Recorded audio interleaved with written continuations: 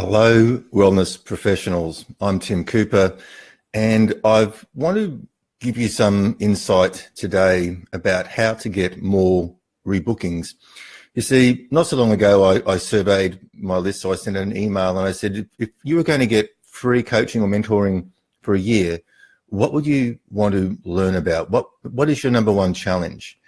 And I suppose it's not strange, but most of the feedback came back saying they want to learn about rebookings. Now, rebooking, that's a big area because it's not just doing one thing, okay?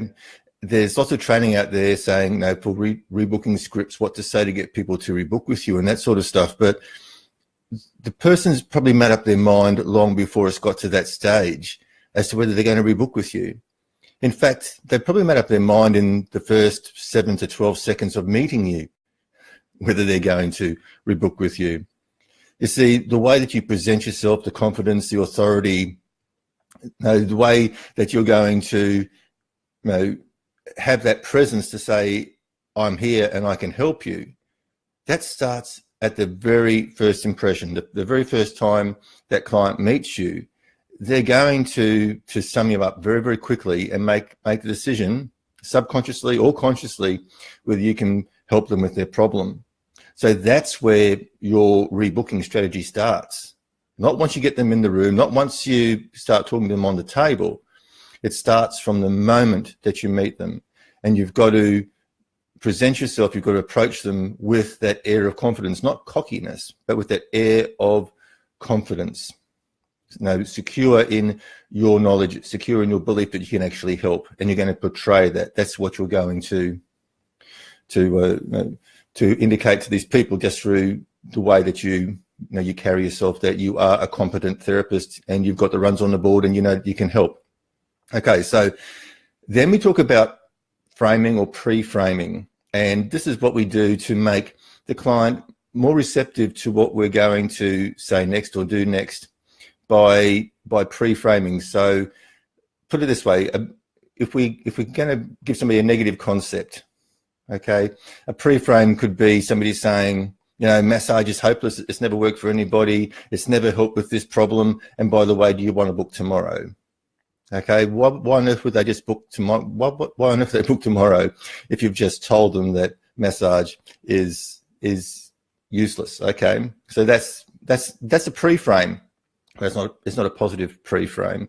So the pre-framing is setting them up to be more receptive to what you're going to ask them to do next. And once again, your whole consultation, your whole process is full of these little pre-frames from the very moment that you meet somebody. Okay. So I think where most of wellness professionals fall down is either they're really worried about asking for that rebooking in the first place. That could be a confidence thing. It could be a self-worth thing. It could be an issue that they just don't believe that they have got the tools to help. I don't know. Everybody's different. And they wait till the very, very last minute. And either then they don't ask for the rebooking, or they ask and the person goes, what do you mean I've got to rebook? Haven't you fixed me? And this comes to the other problem, that the expectation between the client and the therapist hasn't been set. Now, you've got to be on the same page. And this is where the education, this is where that intake interview, that first interview you have with that client is so important, to set the stage, to say, look, I've worked with a lot of people with this problem or similar problems, and what I've found is that you're going to need at least one treatment once a week for the next 4 weeks, and then we're going to reassess. Okay, and that's even before they take their shoes off. That's before they even get off. No, that's before they even get on the table. Before they even get on the table, you're telling them they're going to need more than one treatment. So once again, this is the pre-framing. And then people also need to feel understood. This is probably the biggest part of it. Is if you're going to build that trust and the rapport, is you've got to make them feel understood, that you know what their pain is. And I keep on harping on about this saying, but it is so true. And it says, if you can describe somebody's pain better than they can describe it themselves, they subconsciously and automatically credit you with having the solution to their problem. Okay, so if you can articulate their problem, if you can repeat back what their problem is with confidence and saying, yeah, I understand, I know where you're coming from, then they are going to feel so much comfortable with you so much faster, and they're going to trust you, and they're going to believe you have a solution to their problem because they believe they feel understood. And once again, this is all part of this intake interview. You know, the very first time you interview them, you're going to sit down and you're going to, to talk with them. For a long time, I thought that rebooking and retention was all about results. And sure, I'm sure results do have a part to play. But I just want you to think about your own practice, and how many times has it been that you haven't got the result that you wanted for the client? It just hasn't stuck, or something hasn't worked that well. And you're probably a little bit disappointed, but the point is they haven't abandoned you, have they? They've actually come back and let you have another go, because people are very understanding. People know that you don't have a magic wand, especially if you tell them in that intake interview that you don't have a magic wand. As long as you educate people, tell them what can happen, what might happen, what won't happen, then you're in a far better stage. You're building a relationship, and this is the point. Your rebookings and the strength of your rebookings and your referrals will come from relationship. Okay, so that's a very, very, very, very quick overview of a very, very complex subject, because rebookings are so important, aren't they? Like, if we don't have our clients coming back, then we're constantly having to find new clients, and that can be costly, it can be draining, it can be stressful. Okay, so of course we want to get our clients back, and the other side of it is your reputation, your results. You're going to get far better outcomes if clients are compliant. You're going to get far better outcomes if clients actually do rebook and come back and complete their treatment plans with you. Okay, it's not going to do you any good, and it's not going to do them any good if they just come and have one treatment and then it doesn't totally fix their problem, and then they're out there talking to the world going, oh, I went and saw Fred and Fred reckoned he could do this, but it hasn't worked and I'm still in pain, or I'm still stressed. Now, if you told that client from the outset that they're going to need at least 4 treatments, and then they choose not to follow up, they choose not to rebook, then it's on them.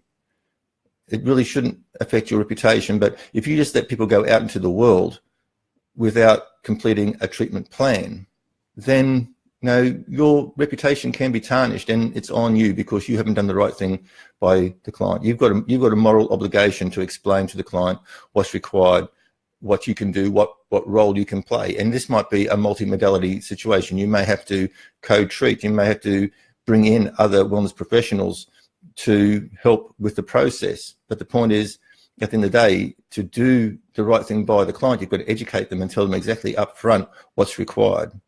And you shouldn't be worried about doing that. And people are going to respect you a lot more if you are honest up front and say, look, it is going to take at least 6 or 7 treatments. Okay, so that's it. And as I said, it's a relationship thing. You build that relationship, you build that trust, you build that understanding. So once again, it comes down to mindset, belief in yourself, self-worth, self-confidence. And that will then come through in the way that you initially approach that client. And I said, whether that client's going to come and see you again, whether that client is even going to feel comfortable on the table with you, they're going to make their mind up very, very quickly in those first few seconds of meeting you. So that's where your rebooking strategy starts, right? None of these things are ever done just a piece here, a piece there. Everything is all tied in to a bigger approach, to a bigger picture. Okay, so it's mindset, it's confidence, it's strategy, and it's relationship building. And I cover all that in my course, the Get Book, Stay Book Method for Wellness Practitioners. Now, look, you can still get the Summit Special for that course. It normally sells for $497, but I'm offering it for $127 for the Summit Special, and that gives you everything. Okay, you can go to that page, you can go to getbookstaybookmethod.com Summit-Special, and you can have a little look behind the scenes, have a look into the actual membership area and see what's covered. And we cover most things. Okay, we start from the foundation and the confidence and the messaging and the marketing, and we go all the way through to the rebooking and retention. Okay, so if you're having problems getting yourself, like if you're stuck, if you're just starting and you don't know where to go, or you're stuck, you're plateauing and you need a boost, I recommend you take a look at that course. And of course, you know, just pick up on all the free information that we give. If you go to wellnessbusinessbreakthrough.com, you can check out the videos there and then hook across to the YouTube channel and subscribe to the YouTube channel and get a lot of information for free. Okay, because I'm here to help you guys. Okay, that's why we do these things. I want to see you guys succeed. You know, I was listening to another webinar over the weekend, and they said that the tables are really turned. Like conventional medicine, where it used to be up here and wellness down here, it's shifted. Okay, there's a lot more money being spent in wellness than there is in conventional medicine. Like it's about 3 times as much being spent in natural wellness. Okay, so there is a conscious shift. Okay, there's a consciousness shift, and we're in a great place now to be part of that and to help people to be there, to be the provider, to give them the solutions that they seek, because they're sick and tired of the pharmaceutical drugs and the side effects and all that sort of stuff. Okay, we're in a great place. So now it's time to take advantage of it. Now it's time to give, but it's also time for us to receive as well. We need to get fair reward for our efforts and what we bring to the world. Okay, guys, that's it. So look into that. But as I said, it all starts in the very first few seconds, that first impression, and then what you do from there will lead you on to getting more. And look, I'll be talking more about rebookings in these Facebook Lives and that sort of stuff in the days to come and that sort of stuff as well. But yeah, go out, try it, put it to work. I want to hear success stories, guys. I want to hear stories of implementation. Okay, over the last few weeks, especially with the summit, we've put out a lot of information, and information is great. It can make you very smart, but unless you put it to work, you'll just be a very broke, smart person. So put it to work in your practice. Start doing this stuff today. Okay, I want to hear about your success stories. Okay, that's it. Okay, until next time, you take care.